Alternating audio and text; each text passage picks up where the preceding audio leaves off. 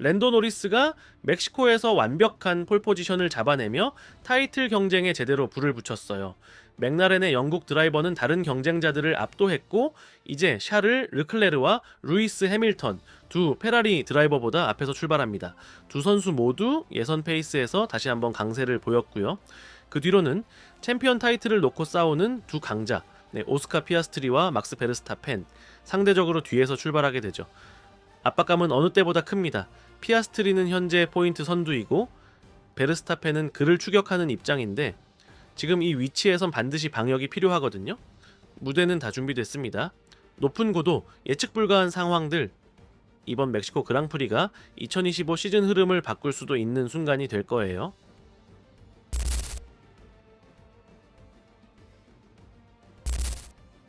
멕시코 시티 그랑프리의 마지막 연습 세션은 강도 높은 페이스와 예선에서 무엇이 나올지 암시하는 장면으로 가득했어요. FP1과 FP2에 이어 FP3에서도 많은 드라이버가 트랙 한계에 도전했고 탈출이나 아찔한 장면이 잦았지만 큰 사고나 옐로 플래그가 나올 정도는 아니었어요. 특히 1번, 4번, 12번 코너에서 오류가 반복됐죠. 페라리는 이번 세션의 중심이었어요. 해밀턴과 르클레르 모두 꾸준한 랩을 보여줬고 해밀턴은 몇 분간 선두를 기록하면서 세션 막바지에 1분 17초대에 진입한 최초의 드라이버가 되었어요. 르클레르는 FP1과 FP2에서 보여준 안정감을 이어가며 팀의 머신이 멕시코에 잘 맞춰졌음을 증명했죠. 하지만 여기서 주의할 점이 있어요.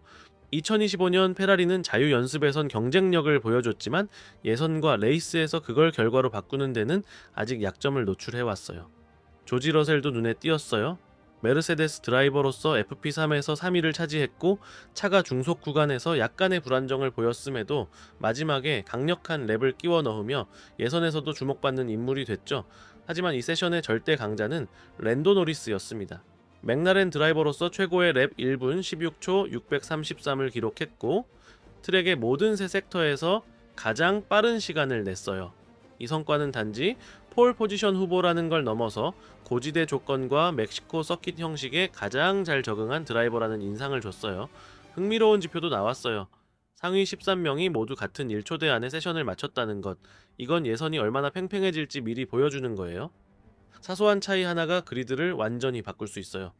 피아스트리는 5위를 기록했는데 르클레르와 러셀 뒤였고요.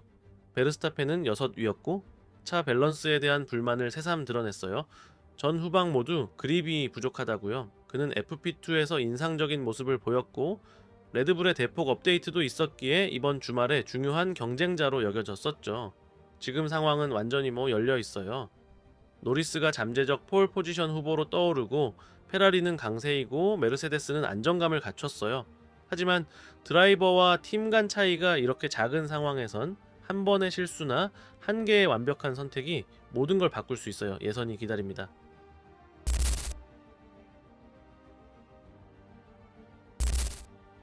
멕시코에서 열린 Q1 세션, 시작부터 정말 정신없었어요. 트랙 그립이 빠르게 올라가면서 몇몇 드라이버들이 제대로 대응하지 못했죠. 랜도 노리스가 강한 첫 랩으로 스타트를 끊었지만 진짜 놀라운 건 이삭 하자르였어요. 레이싱 불스를 몰고 1분 16초 733의 기록으로 깜짝 선두에 올랐거든요. 고디어 루이스 해밀턴도 좋은 페이스를 보여줬는데 하자르보다 불과 0.003초 느린 기록으로 마무리했어요. 상위권은 그렇게 안정을 찾아가는 듯 했지만 탈락권은 완전 난장판이었죠. 가슬리, 콜라핀토, 스트롤 모두 막판까지 타임을 끌어올리지 못했어요. 프랑코 콜라핀토는 계속 트랙 리밋에 걸렸고 랜스 스트롤은 마지막 시도 자체를 중단했죠. 결국 탈락자는 보르톨레토, 알본, 가슬리, 스트롤, 콜라핀토였습니다. 알핀은 또다시 두 대 모두 조기에 탈락하는 아쉬운 결과였고요. 반면 베어먼과 로스는 안정적인 주행으로 Q2 진출에 성공했고 안토넬리와 알론소도 마지막 순간에 간신히 탈락을 피했어요. 이번 Q1은 다시 한번 보여줬어요. 이처럼 박빙의 주말에서는 작은 실수 하나가 곧 탈락으로 이어질 수 있다는 걸요.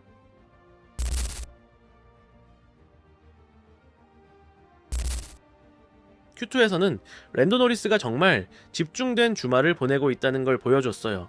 1분 16초 251을 기록하며 샤를 르클레르보다 0.4초 앞서 선두에 나섰고요. 맥라렌이 돋보였던 반면 오스카 피아스트리는 문제를 토로하며 차가 한 초나 뒤처져 있었어요. 막스 베르스타펜은 충분히 진출하긴 했지만 아직 압도적인 리듬은 보여주지 못했어요. 루이스 해밀턴과 조지 러셀은 레벨을 한 단계 끌어올리며 상위 3명 안에 들었고, 키미 안토넬리도 8위로 좋은 위치를 확보했어요. 인터미디엇 그룹의 격차가 정말 좁았고 마지막 순간까지 치열한 싸움이었죠. 마지막 랩 세션에서 분위기가 바뀌었고 유키 스노다는 진출할 수 있을 것 같았지만 단 0.014초 차이로 탈락했어요.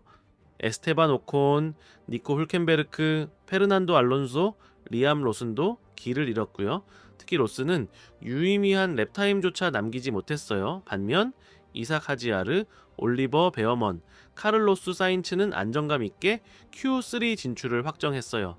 자, 이번 Q2는 정말 한 뼘 차이가 승부를 가른다는 걸 다시 보여줬어요.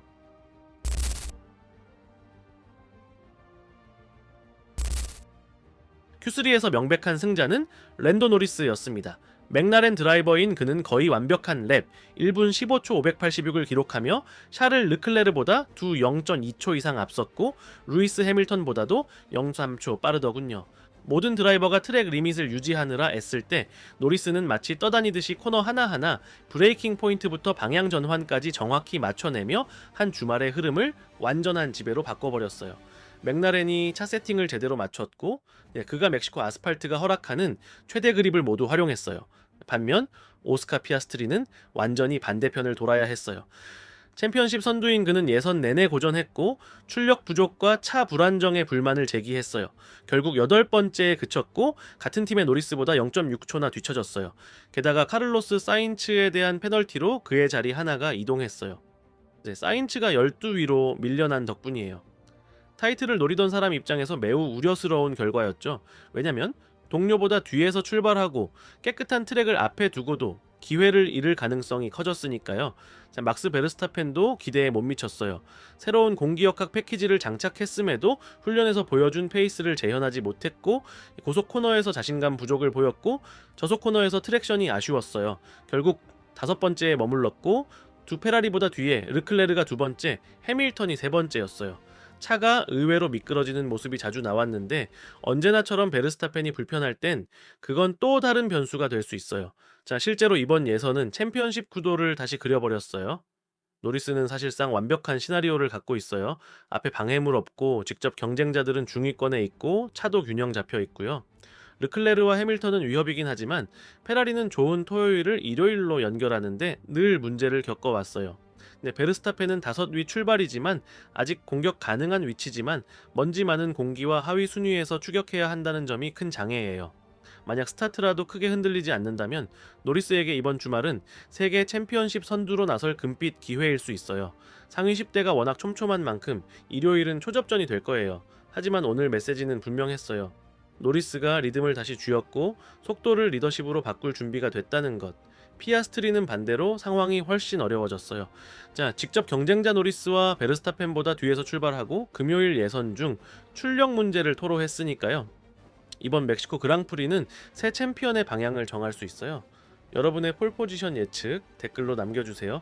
영상이 도움이 되셨다면 구독과 좋아요, 알림 설정까지 잊지 마시고요. 결승선 채널 다음 영상에서 또 뵙겠습니다.